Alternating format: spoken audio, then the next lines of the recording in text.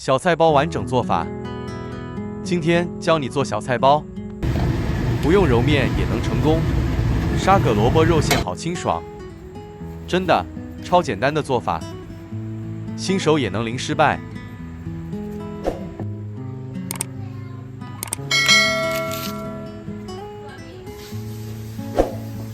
不揉面，不擀皮，只发酵一次就搞定，外皮松软又蓬松，内馅清爽又多汁。我们用沙葛和红萝卜，再加一点肉碎提味，吃起来鲜甜有层次。早餐点心都适合，冷冻保存也没问题。想吃随时蒸来吃，好吃又营养，快学起来，做一次就会爱上它。一起来看看是怎么做的吧。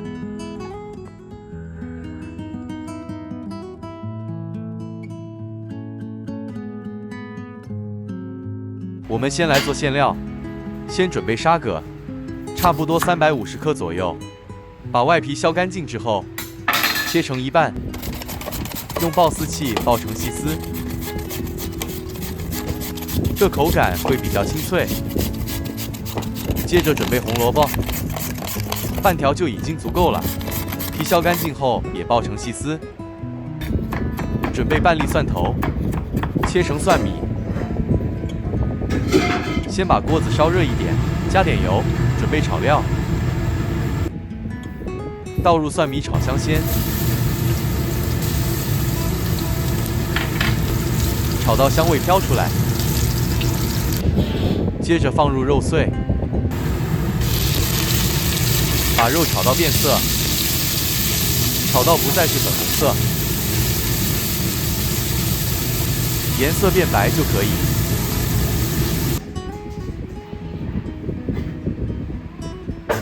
然后加入红萝卜丝，再放沙葛丝一起，两种菜搅拌均匀，加半茶匙的盐，加鸡精粉提鲜，再来点白砂糖，翻炒均匀，撒些胡椒粉调味。开始翻炒，炒到稍微软一点，香味出来就差不多。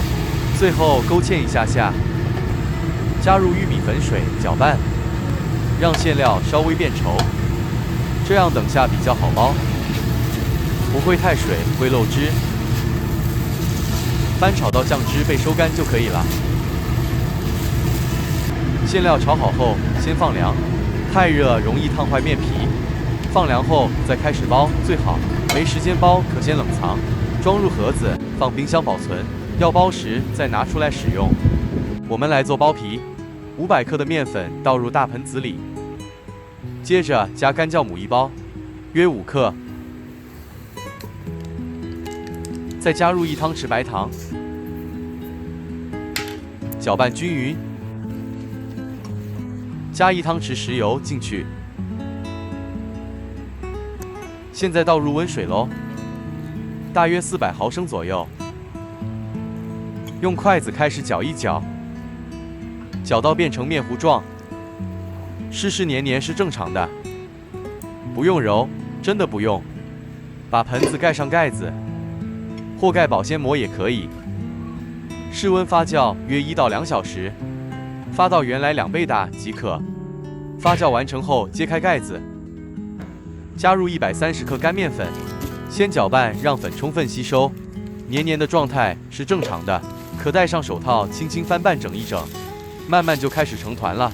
只是让面粉吸收均匀，搅拌整形成团即可，无需揉面。面团一次做太大份，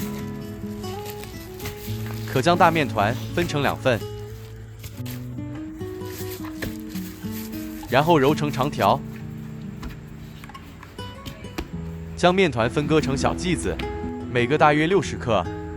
取一个小剂子面团，把边缘往中间推。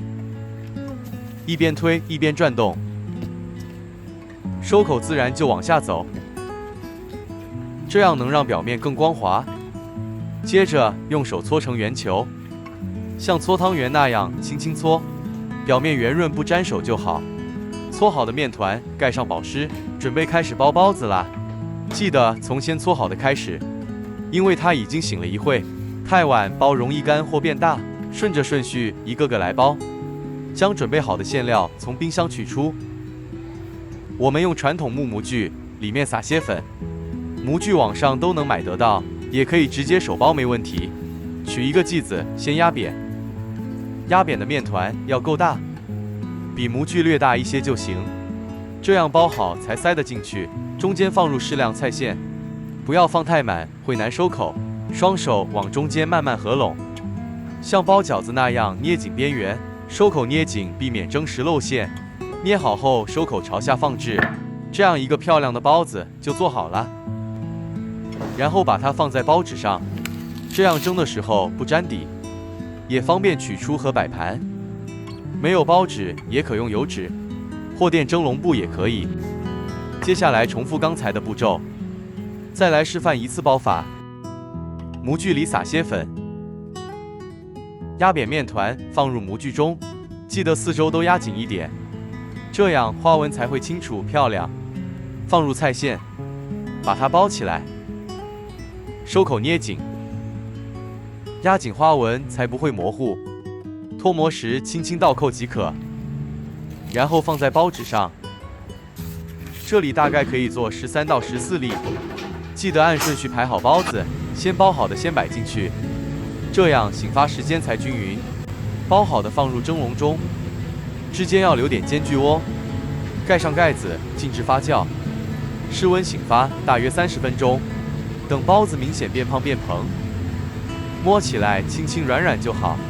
水烧开之后再放蒸笼，别冷水就开始蒸哦，保持中火蒸15到18分钟。如果蒸锅不够大，做好一部分就可以马上蒸。这里我们用2个蒸锅来蒸，同样的中火蒸15到18分钟，蒸的时间是包子大小调整。蒸好后不要立刻开盖，先关火焖大约3分钟，让包子内部定型不塌陷。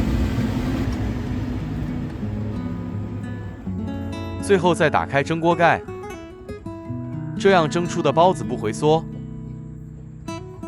小菜包我们也完成了，满满一锅，好有成就感。白白胖胖的，太可爱了，像小时候吃的味道，看着都觉得心情很好。是不是也想动手试试？是不是看着超疗愈？蓬松又白嫩的包子，真的让人很想来上一口。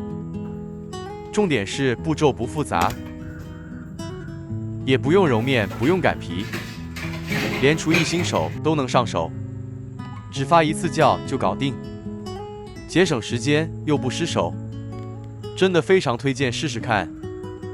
想吃的时候随时蒸，冷冻起来也很方便。早餐、宵夜、下午茶，全家大小都喜欢吃。